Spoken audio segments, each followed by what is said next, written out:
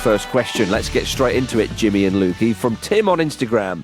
With news of Kim Kardashian and Dwayne "The Rock" Johnson being linked to Football League clubs, what are your honest thoughts on celebrities buying up professional football clubs? We've obviously seen it recently with Wrexham, and to a lesser extent Birmingham City, where Tom Brady owns shares. Is it a good thing that we're marketing the game to a wider audience, or are you worried that these clubs could be abandoned when they're no longer the fun plaything to keep their celeb owners occupied? Oof. I think it's worth pointing out immediately off the bat here that it is pure speculation about Dwayne Johnson and Kim Kardashian. They're not actually linked to buying a particular football club. There's just been some stuff in the news with people going, hey, it's getting more popular for very wealthy American celebrities to buy clubs. Had the celebrities George Clooney include Dwayne Johnson and Kim Kardashian. No, but George Clooney was linked to, I think, was it Derby County? Sure, right. And ASAP Rocky as well with Tranmere. So it is happening, but just not with these. Yeah, the fact we could brush over that so quickly is weird, isn't it? But should people fear Kim Kardashian or the like coming into their football clubs and buying up shares and that kind of thing? Luke, would a celebrity owner like that worry you if they turned up at Portsmouth? It kind of depends, really, because I think there's a lot of elements to this that are worth considering. So, obviously, Rob McElhenney and Ryan Reynolds have done what they've done at Wrexham, and I doubt there's anyone listening to this that doesn't know about that already, so I won't waste everyone's time on that. But that has had, tangible benefits to the club and to the city. And I do take the point on the fear of what happens when they get bored or whatever. But I think there's many reasons why moneyed entertainment industry people would want to do this. And I don't think they're all perhaps as cynical as people think.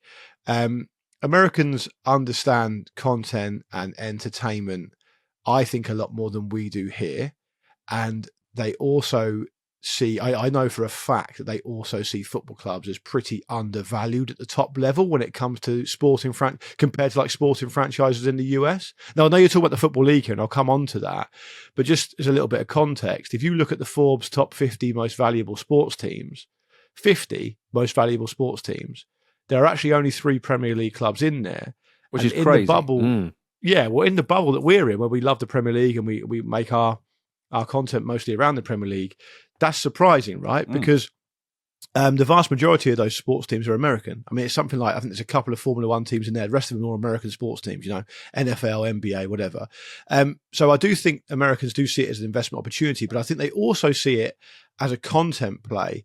And now the word content's pretty kind of grim if you don't work in the industry. So what I mean by that is just that what Rob McElhenney and Ryan Reynolds have been able to do, for example, is make TV shows out of it and highlight lots of different areas and do things that are outside of the football itself, which I think, I've actually really enjoyed Welcome to Wrexham. I think it's a pretty well done series. I think those guys have been good at it, but the reason they've been good at it is because they seem to have really immersed themselves into it and bought into it, and they care about it and all that good stuff. Now, my perhaps kind of controversial, kind of perhaps contrary take would just be the following, and it's two pronged.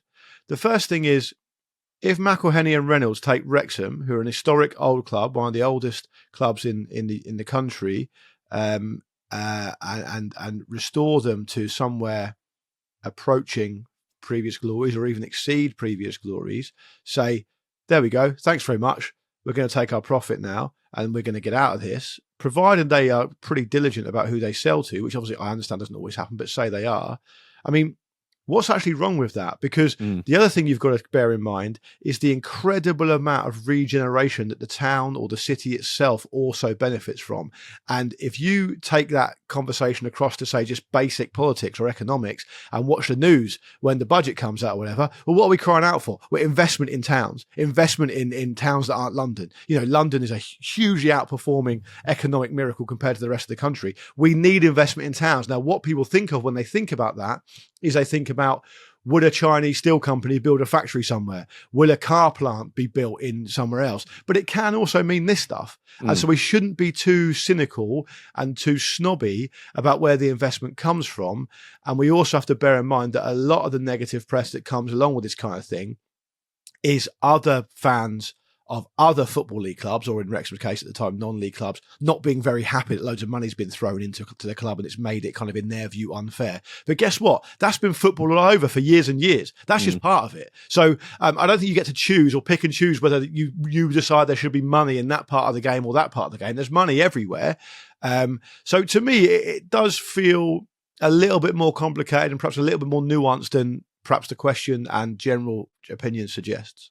Yeah, I think that the point you say about being snobby is interesting, because I think a lot of people immediately think, well, they're not interested in football, so why will they care? Are the Friedkin group particularly interested in football? Yeah, I don't know the answer to that. Yeah, this idea that okay, you know those celebrities aren't into football as much as as this would suggest. I mean, I've never heard Dwayne "The Rock" Johnson talking about football before. He may well be into it, but I think we'd have probably found out by now that if he was.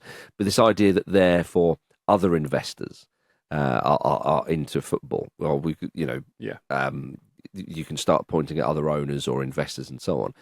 That is not the case. The idea that to take Tim's words from the question, that the football club will be no longer their fun plaything and they'll just chuck it to one side. That's not how it works, really. No. I don't think anybody uses a fun plaything, really, unless they're seriously minted. But again, these people, it's very much set up as a business thing. Mm-hmm. With celebrities, oddly, I mean, if you take some of the more kind of criticised and crap owners, so take someone like Mike Ashley, for example. Someone like Mike Ashley's, other than being with the football club, is not really in the public eye. So football owners and those who buy shares in clubs, they're not in the public eye. So therefore, they're only really going to get criticised by a part of a fan base of a club if the club's not doing so well and so on, because they know the names of the owners. But not all fans know where all the money's coming from and all the names behind it. Whereas a celebrity, you do know them and they would be criticised. So in that sense, you could argue that a celebrity would be more diligent because their name would be sullied quicker. Their reputation's on the line a bit more, isn't it? Yeah. I mean, Michael B. Jordan has a stake in Bournemouth. Yeah. And I saw him talking about that, and he said that him and his business partners were looking at getting into sports. And it is it's all about business, essentially, isn't it? As you say, but what makes it different from any other type of business person getting involved in the sport? And obviously these people are a figurehead a lot of the time. If Greg Wallace buys Millwall, he's not running it by himself, is he? Like, it's not. They're essentially just heads. Food might improve. The food might improve. That's true. Absolutely. Possibly. But yeah, I think the fear of it, though, isn't it? Is exactly as it's been phrased in the question, that it would be used as a sort of plaything. So I guess, as with any set of owners, some are going to be good, some are going to be bad, and I think celebrity or otherwise.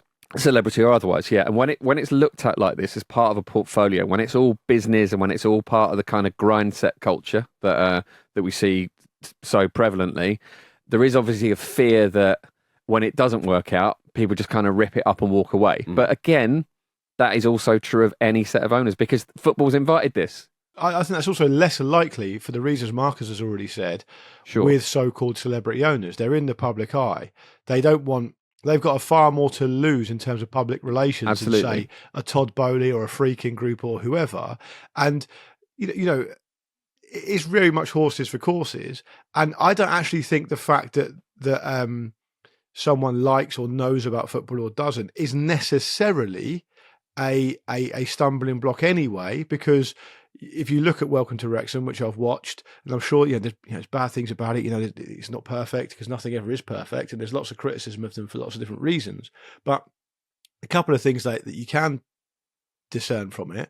One is that neither of them really knew anything about football when they started it, and now they're obviously really into it, and they've learned about it, and they want to be a part of it, and I think that's a good thing. The second thing is they obviously, as the series quite clearly displays, they obviously had people from this country who had experience doing stuff, helping them do stuff, right? Because that's just common sense. So I think the idea that Kim Kardashian is going to swan in and start, doing a lot of stuff on her own is stupid. Clearly she's got money. Clearly she wants to put the money somewhere. I imagine that. I don't know. By buying shares, not maybe owning a football club or becoming the chairperson, we should say. That's an important thing as well. I also think it's important to point out that the way that they look at it will also be from a content angle. You know, can we make TV shows with it? Can we do different things? And to a lot of people, I understand that is repellent. But what football also needs to, and I'm not defending it necessarily, I'm just kind of pointing out that what football probably does need to understand is that there are many different ways to get investment into a club. And as Marcus has already said, the other ones aren't exactly, whiter than white either. You know, we're talking about clubs that are being run by like despotic regimes, right? Now, it's all very well to say that, and we don't want that either. It's like, of course you don't, but ultimately, the Football League, for reasons that the football industry itself has made of its own accord for the most part, is on its absolute arse. So you've got to be innovative in some way. I think sometimes it's worth framing how you feel about it by understanding that the days of being a really well-run lower league football league club, bringing players through and having your academy players come through, selling them on for a profit, sustaining yourself that way, well, that doesn't happen anymore because of EPPP. You can't do that now. So there's lots of different ways creatively you have to think about these things. And the headline, as Jim already said, is like, Kim Kardashian this and fucking Dwayne The Rock Johnson that. The details normally quite different. The thing I don't like about the celebrity model, particularly as it comes to Wrexham, is chiefly that they're almost able, or they are able, to essentially just dope the league, dope the level they're playing at, by bringing in, a Paul Mullin on big money, who, was a top scorer in one league, ends up going like 2 divisions lower and being amazing. And that's obviously not ideal. But, I mean, Wrexham was on its absolute arse. It was on the verge of going to the wall. Right, there was a club that may no longer exist, which we've seen happen before. Look at Aldershot, look at Bury, look at other clubs. It really is a case of, pick your poison, because as a whole, as a sport in this country, we have engendered the environment, which means a load of clubs are really living hand to mouth every single day. So we have to bear it in mind in terms of context. Well, that's it. I mean, I think ultimately the essence of this argument is we want fans owning clubs. That's what you can boil it right down. I don't want to put words in Tim's mouth. That would be best, yeah. But that's what it is. You want if Dwayne The Rock Johnson was, I don't know, he was for some reason maybe he, a family member was from Oldham, for example, and he was like, I really want to buy shares in Oldham, get that club back to where it should be. In his opinion, it would be framed differently. But the fact if Ed is, Sheeran bought Ipswich. Just on the fan-owned thing, though, Marcus, I totally get it. But the fan-owned model is almost, in my view, completely unrealistic now anyway. The club I support went to a fan-owned model because it went to the wall. And really, very, very quickly, and Portsmouth aren't a kind of small club, very, very quickly, it was totally unsustainable, even way down the Football League, because the overheads were so high, they had to find a buyer. Yeah, it was impossible to maintain it. Yeah, indeed. Everyone wants to have a billionaire owner who supports that club, grew up there when they were young, and realistically, I don't doubt that the model in this country could be better when it comes to ownership. That I'm not questioning, but I think that the celebrity angle on this, perhaps with some people, brings up a more visceral response to that kind of thing, and they think, oh, well, you're making a mockery. I think that's it, and I think that what you said earlier about the snobby thing is it, and making TV shows. But the only other thing that would be in favour of celebrities, if Kim Kardashian or Johnson turns up at a smaller club, people would more likely sponsor that club. So it would, even that's an angle. You bring in a little bit of money. I think the community aspect is what's important, isn't it? Yeah. Again, if something's part of a business portfolio, a football club is very different and a lot more important than, say, like a brand of gin or a brand of tequila. And it's essentially about ensuring that that community aspect is cared for, even when you go on to leave. And we've not really seen anything to suggest that wouldn't be the case of the people we've seen involved with clubs. And I think it's tempting to look at the worst case scenario and just hypothesize the worst case scenario in this idea. But I don't, maybe the door is opening to this, but I don't think we've necessarily seen a case of a reckless celebrity owner yet, because if you get into a position where you're buying something as big as a football club, you have done your due diligence and you have to understand what this club means and what it's about, surely. Indeed. All right, let's have a quick break. Okay, next question here from Dre on Blue Sky. I like that he's called Dre. I like that he's on Blue Sky. He says, do you guys believe in any football omens? I'm not talking about mythical stuff, but more the cases of teams and nations going on long, barren runs without winning trophies and other similar curses, if you like. I'm thinking England not winning the World Cup in 58 years, Tottenham not winning a trophy since 2008, and there's obviously loads more examples as well. Do you think there's anything behind these omens? Yeah, well, Bella Gutmann's behind the Benfica one. Sure, we do know that. Do you want to give a little précis of that? It is still going, isn't it? Yeah. Well, he said, didn't he, when he was sacked, because he was a mad chap. Was Bella Proto Gutmann. Mourinho. Yeah. Oh my goodness. I mean, an incredible CV because he went round so many different places. He didn't last very long, but he had a big trophy cabinet as well, though. But yeah, I mean, he died years ago, but originally from Hungary, and he was manager of Benfica. Took them to great heights, and said when they sacked him, this club will never win the European Cup. He said I'm pretty sure it was the European Cup. Didn't he say for 100 years? Was it 100 I think years? He put a time limit on it. Did he actually? That's brilliant as well. And so, and they haven't. They even lost the Europa League final when they were in it. So I love that the whole thing was based around the fact that he wanted a pay rise, and they just said no. And he's exactly, yeah. Well, and I think they still regret that, Luke. Quite simply. I mean, obviously, it got to the point where Eusebio prayed at his grave. Yeah, and Gutmann himself at one point said, like, popped up and went, lift the curse. Yeah, but it's still active. It's still active for a little bit longer at least. I think. I mean, okay, fine. For the really, really kind of sticklers here, they don't exist, obviously. Yeah. But Jonathan Wilson always says a thing that omens and fate and all this kind of stuff, it doesn't exist until it does. Well, you can. I mean, that the Bella Gutmann curse, right, is working, right? It might not be because it's an actual curse, but the terms of it are robust. But the whole, I think that's interesting standing up. But with what Wilson's saying with that thing, it's like when a tide turns in a game. Well, again, fate doesn't exist. At Liverpool and Istanbul, famously. I know that's not an omen or anything, but it's that idea that it suddenly it comes into being, and then how do you respond? And England, clearly, the pressure on England. Fabio Capello, when he took the England job in 2010 was the World Cup that he managed England. So it was off the back of the failure of qualifying for Euro 2008. And he said, yes, 1966. Now, this was obviously since he'd been sacked. And he said, the ghosts of 66 still kind of roam the halls and all this kind of stuff. And he was saying this, that it's still spoken about. It's still that it's that monkey on England's back not having won a trophy, other than Le Tournoi. Don't disrespect it. And what does that mean? Does that mean somebody like Jordan Pickford or Mark Gay is affected by this because they didn't live at that time? Yeah. But what it does mean though is the fans are affected by it. The media start, and it's very difficult. The feeling. Yes, exactly. The feeling is there. Look at Spurs. That turn of phrase that often Arsenal fans and other fans go, they Spursed it up again.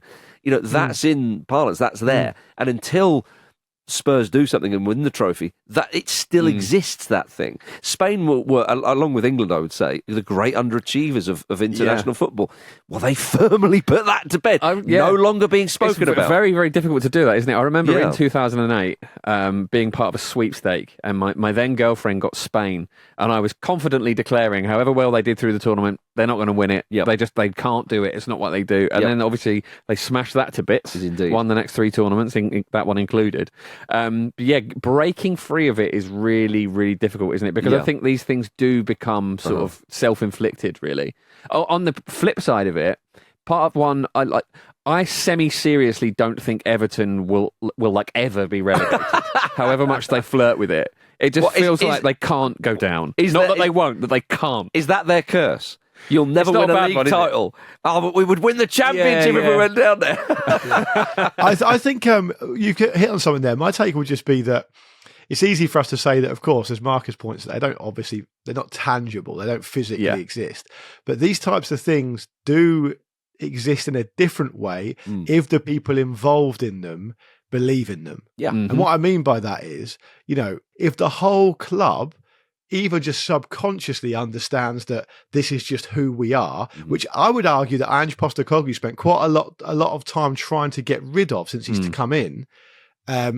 in obvious and perhaps not so obvious ways, then clearly it is a thing, because there is absolutely no way that on the other side of it you could argue that Alex Ferguson's Man United didn't have that mentality that says, this is just what we do. Yeah. We win games. We win games late. We win trophies. That's who we are. Yeah. And if you get into a situation where the fans, the club staff and officials, the players that come in, particularly ones that come through the academy ranks, the managers you have, the coaches, all think, oh, we're all right, but we never win anything. Mm-hmm. I think that's absolutely fatal. And I think that can definitely be infectious. And I think it definitely infected England until Gareth Southgate came along. I don't think you could question that. I think even with Southgate, I think, if you look at sort of parts he was of the one who's most aware of it, though, and had a proper plan for it. Sure, but even then, if you look at the way England played in the final of Euro 2020, when they're a goal up and that kind of shrinking. Yeah, fair. Even as far as the second half of a final where you're winning, it still affected England. And I think that's where the fans can make a difference, because Wembley was very nervous that night. Obviously, there was chaos as well, but it was nervous. Compare that to the Denmark game in the semi-final. England, of course, had never been past the semis of the Euros, but obviously only once had they gone past semis in their history in tournaments. Yet there was a really confident mood, and obviously they managed to do it. But in the final, it was like, the fans were like, well, we don't know what we're doing here. And I think that's it, and of course that's what football is. It's the psychology of it all and the mentality, because of course with the omen of that team often win at that ground, or they traditionally give them problems, and that harks back to the 80s. Well, different managers, different culture, different players. Like it doesn't make sense. It's like the Ruben Amorim talking about Sir Alex Ferguson. Yes, early on at Man United, like none of those players were there. Yeah, so none of it makes sense. But who are there? Well, the fans are still there. Maybe some of the staff or whatever, but the media are aware of it and they like to go into these stories. So, of course, it should make sense. And by and large, it doesn't make sense. It doesn't happen.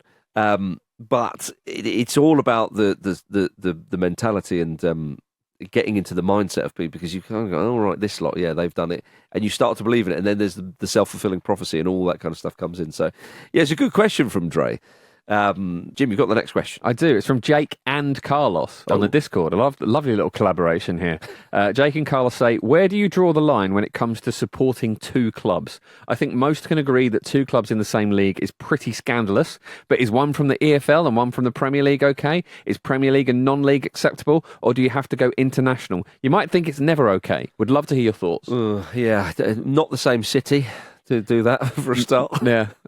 Well, actually, you could support, I don't know, Arsenal and Leyton Orient. I think that would be. I think it depends on a personal connection, doesn't it? It might be that you've had a slightly nomadic life and formed connections to two different institutions, and also we have to look at people from other countries. There are like fans across Asia and across Africa that are really, really fervently passionate supporters of Premier League clubs, as much as we ourselves are, who I would assume also have connections to their local clubs as well. So a lot of this depends on your personal circumstances. So different countries is fine. We can all agree. Do you think truly supporting two clubs is quite hard, though, isn't it?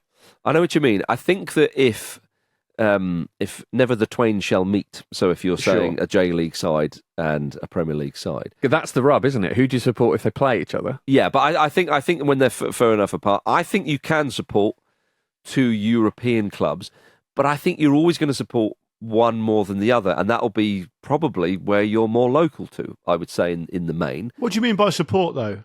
Well, that's So, indeed, Luke, I think support is taking a keen interest and having an emotional connection. I think that's it. Being affected by the results, which is why I was saying that I think you're going to support one more than the other. I don't think it's a case of I quite like Sevilla. They're quite nice, and I hope they.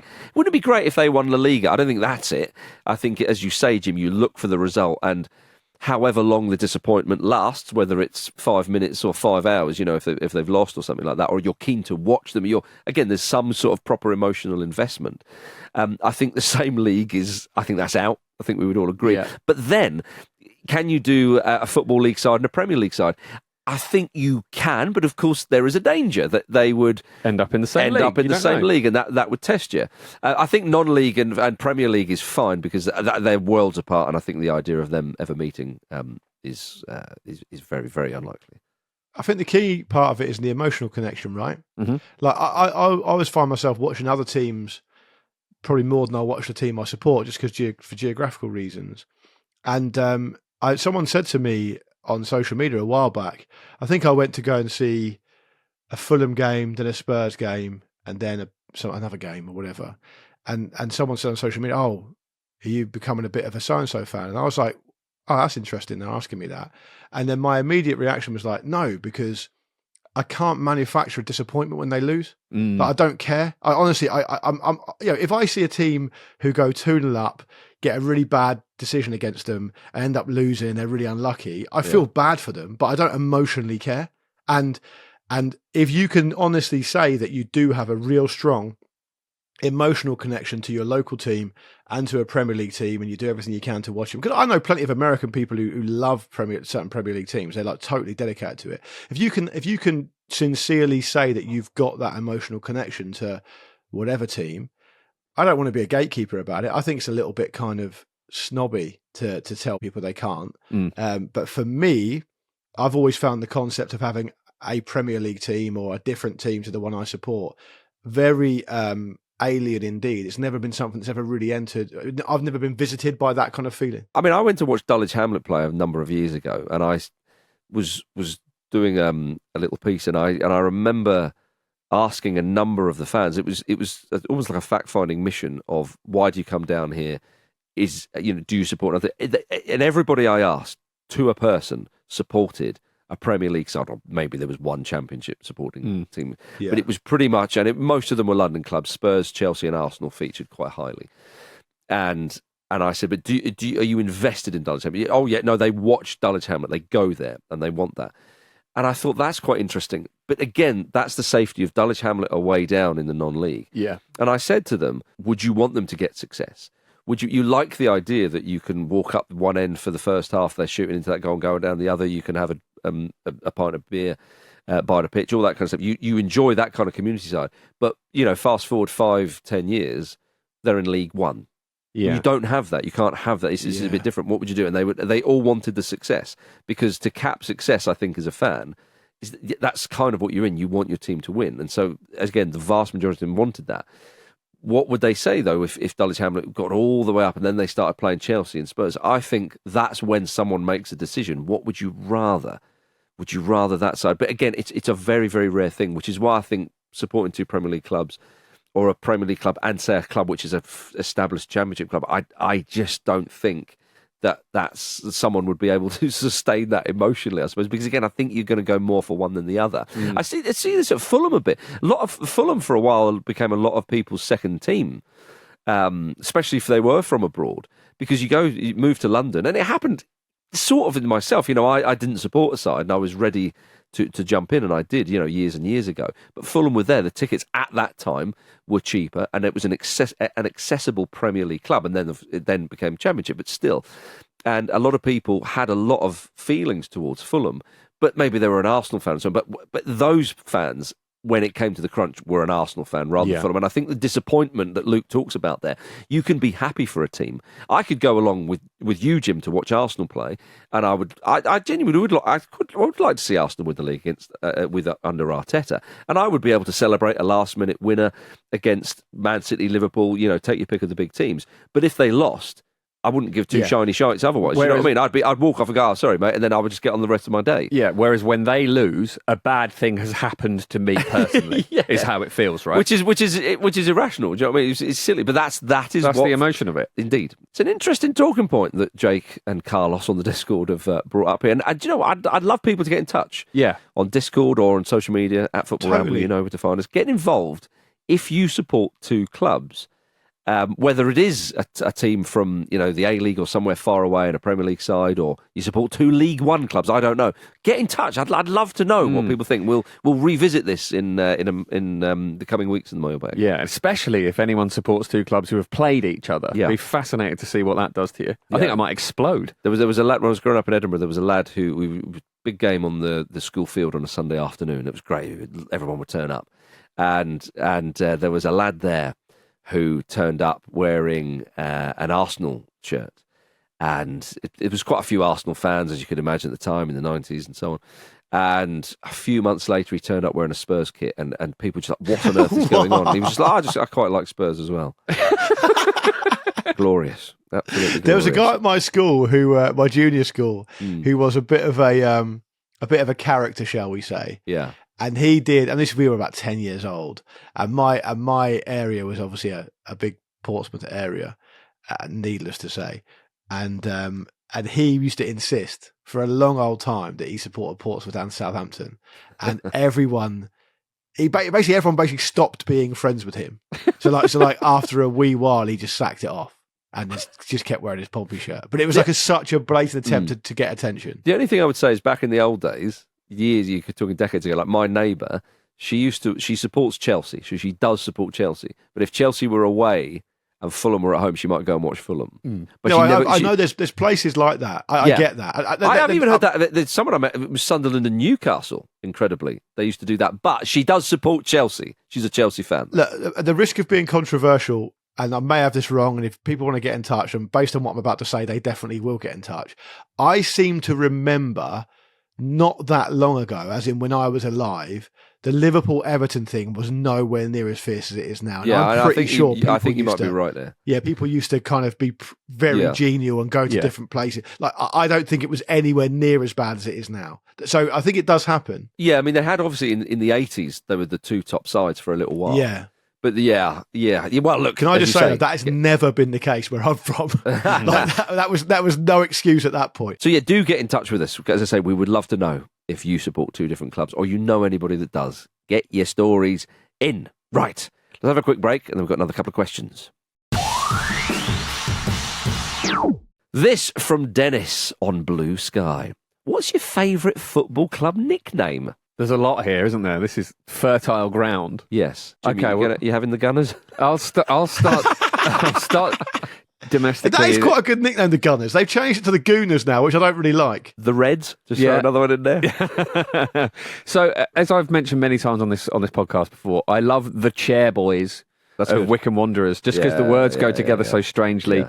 Gotta love the Tricky Trees of Nottingham Forest. Northampton Town have two. There's a few that have Cobblers. two. The Cobblers or Shoe Army. Well, right. Shoe Army's great. That's got to be a more recent one. Yeah. And Bristol Rovers have both the Pirates and the Gas. The Gas is great. The Gas is good. Yeah. I quite like the Posh, Peterborough United. Yes. Yeah, that's good. That is decent, yeah. Do you want a top three rundown of the best non-league teams? I think we do. Okay, so coming in at number 3, this is a completely arbitrary top 3 that I've just made up. They are real nicknames, I've just done a top 3. I was going to say, you can't do that. Brigtown in Lincolnshire, their nickname is the Zebras. Nice. Like it. Because obviously they dress in black and white. There's an honourable mention for Eastleigh, which is the Spitfires, but I can't have them in there because they're based really in Southampton, so that's not acceptable.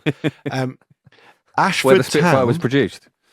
I don't know, actually. I think that's why that is. Ashford Town's nickname, obviously Ashford in Kent, because they were the team started out being largely comprised of engineers from the local railway company. Their nickname is the Nuts and Bolts. Nice. Which is good. Now, the absolute best one, you guys are going to love this, right?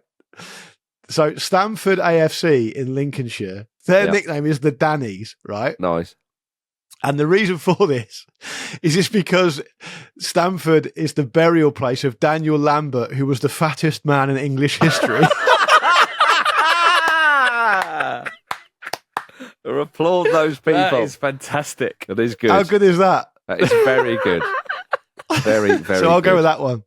Very good. That's lovely, that, isn't it? Do you know what? It pains me to say this, but I do quite like the Citizens Man City's nickname. Yeah, it's not bad. What about you? You like up in Scotland the Dandy Dons for Aberdeen? Yeah, definitely, and the Blue Brazil. Yeah, the blue. Well, that's Cowden Beath, of course. Yeah, I quite like the Jam Tarts for Hearts. That's nice. Yeah, it is. Yeah, I mean, there's a fair few. Obviously, we could go at this for a while. I do think it's worth pointing out that all Italian names sound good. Yes, even though they're often just colours.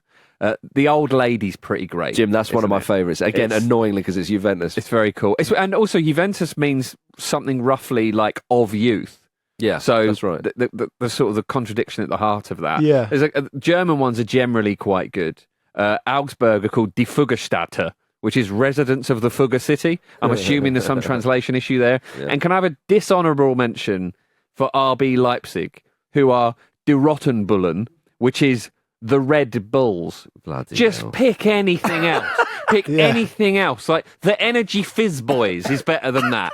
Anything. The Fizzers. The monsters. The monsters.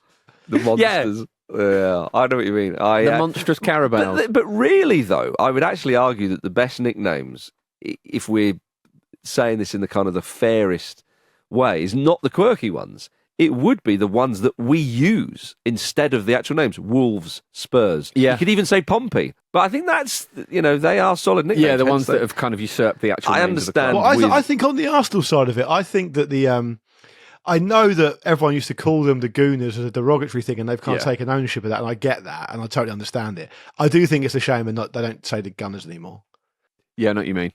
I also think it is one of the kind of appealing things, generally even as a brand, is that they're not named after a place. I know that Arsenal is like a tube station in London, but it's named Didn't after used to be, the team. did it? No, yeah.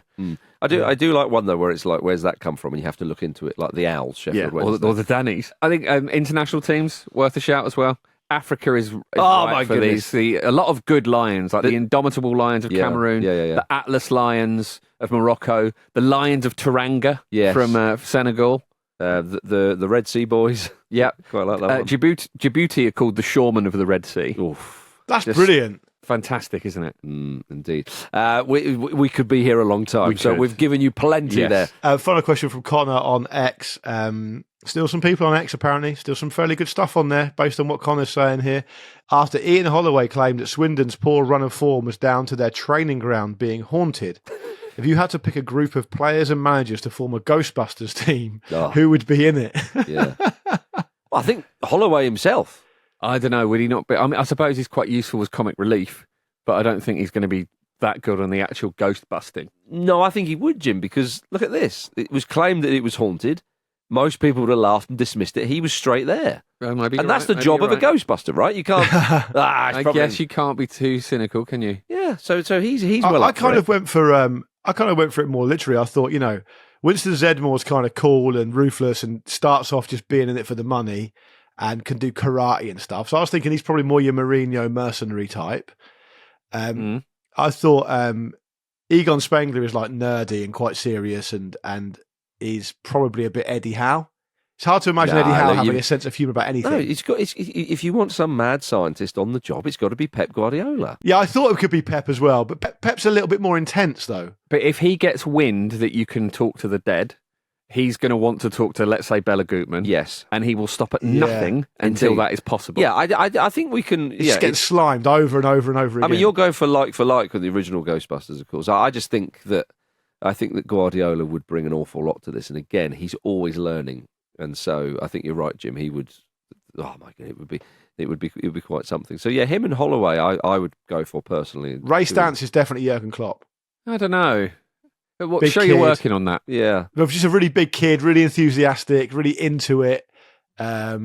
I think to me, he's got Klopp energy. And I was trying to think of one for Peter Venkman, who's like, obviously got all the skills and all the qualifications, but doesn't really like using them. He's just a bit of a cowboy instead. I couldn't really think of anyone for that. Someone who could be really tactically good, but just doesn't bother. What about Mario Balotelli then? Could be, yeah. Do you know, I actually thought the other one I thought of is, I think you need someone in there, because I'm thinking you got the original and then the remakes, and I'm sort of mashing them together. And I'm thinking you need someone who is quite like not fully aware of the situation, because if you were, it might be quite scary. But has got the talent and all the stuff. I thought I'd love to see Jack Grealish. What I was going to say. Not aware of anything. Oi. And a bit of sex appeal as well. Yeah, of course. He might be the guy, though, played by Hemsworth, who's on the reception. Sure. In the remakes, maybe that's Grealish's role. I don't know. Well, there you are, Connor. There's some options there for you. Thank you very much for listening to the Football Ramble Mailbag, part of the Acast Creator Network. Do remember to get your questions in for next week's episode, and do follow up on the two club supporting question as well. We'd love to hear from you on that. So follow us on X, Blue Sky, TikTok, and Instagram at Football Ramble, and subscribe on YouTube or wherever you get your podcasts. Have a marvellous Saturday, and we'll see you on Monday. Thank you for watching a clip from the Football Ramble podcast. Don't forget to like this video and subscribe to the channel so you don't miss an upload. A single upload. Don't miss out on the uploads. The uploads are important.